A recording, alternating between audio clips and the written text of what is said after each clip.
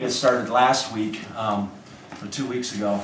Coach made an observation about my kesa gatame as opposed to the traditional kesa gatame. The reason I like it here is because if it's here and he pulls his shoulder through as he rolls into me, now my arm goes with it and I'm kind of splayed out there. If I'm here and he starts to make the turn, my body isn't compromised. Well, keep in mind, Coach said that that's actually called makura kesa gatame, and that was Kimura's favorite for a reason. Exactly. The one you're doing. Maybe I misspoke. Actually, I hate to do this to you. I need a little more mass. All right. Can I borrow you, please? I feel like I'm going to roll over or squash him. All right. When you take your kesa, you need to make sure that you have, under the elbow here, you just want your fingers pointing out. Here, just like that. That's where you need to be grabbing your cloth. This is here. My first submission is right out of the Sambo syllabus. I'm just going to roll my right hand, take an S grip, and then I'm just going to slide my hips and pull that elbow up until he taps. Depending on his physiology, it's going to attack the shoulder, the elbow, or both. Next transition is he starts to pull his... Show them all twice, Steve. Show that one again.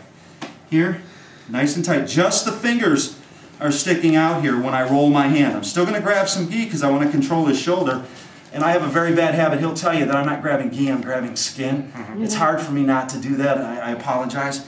But as this rolls now, this, that's all the motion I had to do to isolate this elbow. Now I just start hugging my arms to my chest, and I want to lower my armpit as I pull this up. Okay? And it goes on quick, and it goes on weird. It kind of burns across the shoulder when it pulls. It doesn't feel very traditional. Next, as he starts to pull his arm out, and I've got gi, I want to catch his wrist right here. See how it's bent in my armpit? And I'm going to lean on it and take the wrist lock. If his arm comes out too quick and I miss that, no, relax. Go ahead and pull it out. As he pulls it out, I want to keep my elbow on the inside. Let me have my elbow on the inside so I don't have to force it. Right here. And I'm going to push this down. As I push this down, I'm then going to bring the knee up. See how my knee is bent and my foot is behind? I'm not doing this. I'm not trying to trap it with the leg. I'm just bringing the knee up. Now I'm going to push my left knee down. I'm going to use my right foot to lift my right knee. And I'm going to keep all my weight on his shoulder. I can't do this and let him bring the shoulder up because that takes away the isolation of the elbow. So here, he starts to pull that out. I catch it just like this. Now I straighten it out and bring the knee up. Down, up, on comes the tap. If, as I'm sliding this down, he manages to turn right here, it's the same motion. I push the knee down, I lift up, and I go after the shoulder. Okay? So we're here. This comes out. I push this down. He knows it's coming. He dives his down there, lock it up, push down, and work for the submission. Here he starts to bring it high. I'm going to keep this frame here, and I'm going to push it down. If he's racing to get past my leg, all I'm going to do is slide my leg forward. Push this through right behind my knee, lock it up. Now this is really important. I see a lot of people try to rock this. All I'm going to do is drive my hips forward, and on it goes. If you're giving up positioning while you do this, you're doing it wrong. You bring your hips forward, okay? Once again, here, I pop this down, he brings it up, I catch it right behind here. Okay? Not a lot of work here. I see so many people doing too much work on this. I miss the arm. It winds up way up here. I put it in my wrist, right here. Here. Push it over, get onto the side. I'm going to switch hands. See how his wrist is bent? I'm going to drive into him and pull it back.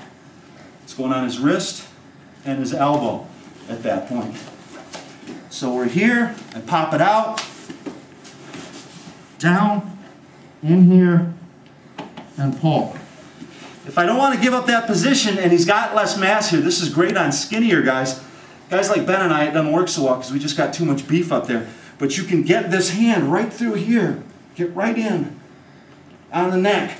Grab the collar and squeeze. Head turns a lovely shade of purple from there. All right. When you bring the hand in, it's hard because he's got those mutton chops there. You don't want to come in with your fingers straight. You want to come in with your fingers bent because you want to catch him right behind his ear right here. When he puts his chin on his chest, that's not your bad ear, is it? If I get right here, he's going to take that chin off. Now I can get in here and get my own sleeve and scissor. If I miss all of that and this comes across, real easy. Right here, a couple different schools of thought. I like to drive my hips down and take a 3-finger grip as I finish this because I want to be turning my wrist up into the back of his neck to make it hurt. Okay? I don't want to just worry about the choke. Sometimes chokes take too long. Here, this comes out. Right here, transition the hips and roll. If he's a moose and he frames out and he starts pushing, I'm just going to pop up here, put my knee right on his belly, rip his head off. Okay? It also keeps him from curly shuffling away. There's an escape where he just does a backward somersault and turns my arm through. All right? Yeah. Comments?